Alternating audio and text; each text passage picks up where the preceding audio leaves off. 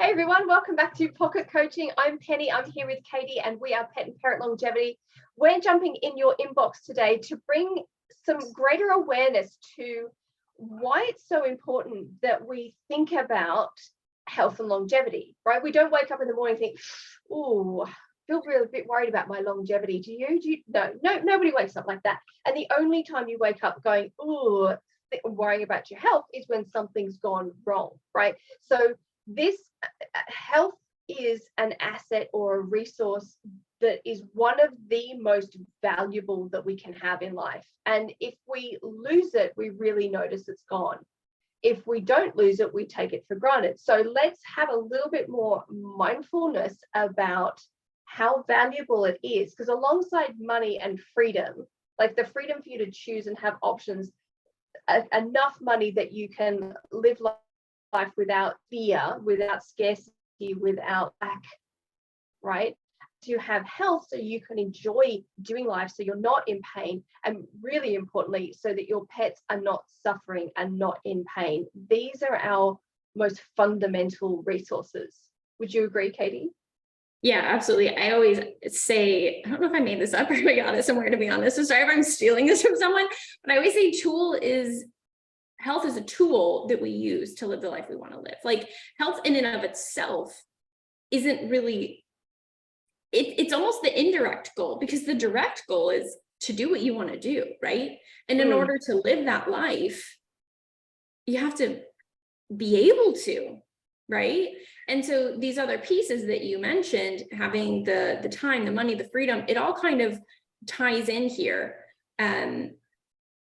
When we think about how time relates to our health, like you said, we don't really think about it until it's in our face.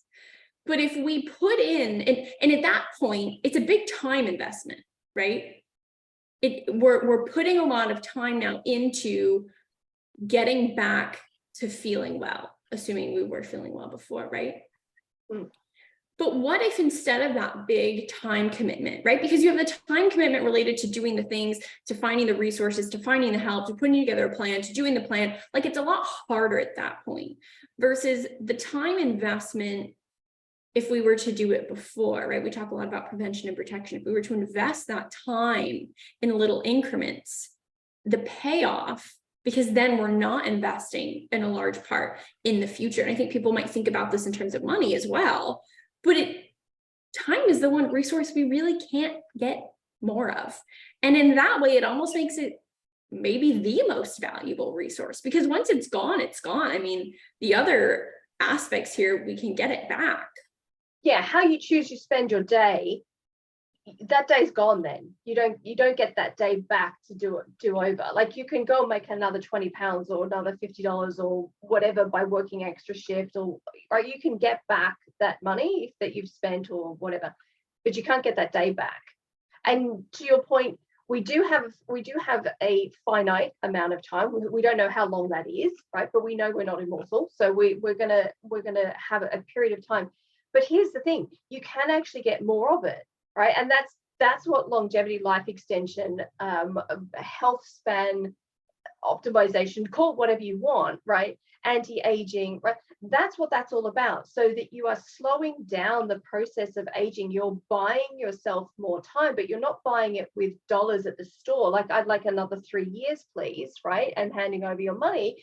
You're buying that through the decisions that you make along the way.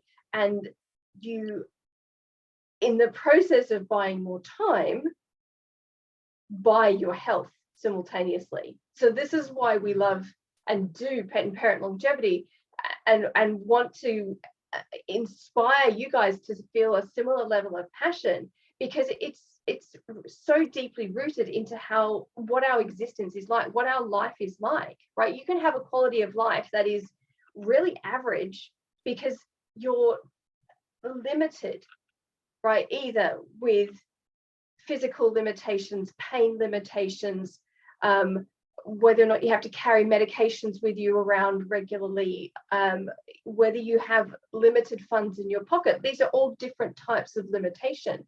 When you have your health, you don't have to spend so much money on going and seeing a doctor. You don't have to invest so much money in a procedure because you've already protected it from the start. You've done something proactively, made a decision here that is buying you more time and buying you more health. And when we look at our pets, and this is what gets me fired up, right? Because I think, well, we're responsible for them. You're responsible for them. Should they suffer because you couldn't be bothered? When you see that, do you want to fix it? And of course you do, because you're all here with us and you care about them in this way. So when we see them suffering, the first thing that comes into our mind is, I need to fix that. I need to help them, right? And you can go to the vet and do that, but that's going to cost you money. And maybe that's the right decision to do. Or you can do that at home with your preparedness and your knowledge and your skill set and your understanding and the tools that you have at home that you've invested in bit by bit along the way, that is small increments of like a couple of dollars here and a $5 there or something like that. But now you've got a thing that you can use for them. So you're saving time because you don't have to commute to the vet. You're saving money because you're not paying someone else to be the expert, because you already are the expert and you can get the solution that you need for them. So I get excited about what's possible when you don't have to live under a limitation. It's in my head as we're talking about this, I'm thinking of like a math equation, right? Because if you don't invest any time or minimal amounts of time, then we know what the outcome is. If you don't invest, then that equals, right, more time spent later on with disease or illness, plus less overall time. Like, let's use the example of the stats that you always share, which is, our cats should be living to 30, our dog should be living to 20.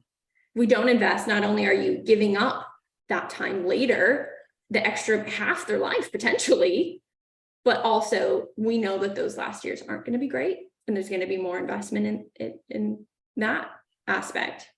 And then on the flip side, if you invest those little bits of time, not only do you not have to invest a lot at the end and the pain that comes with that, but you're also extending. And so, I mean, math was never my major here, but it makes sense that the outcome is so much greater in a variety of different ways.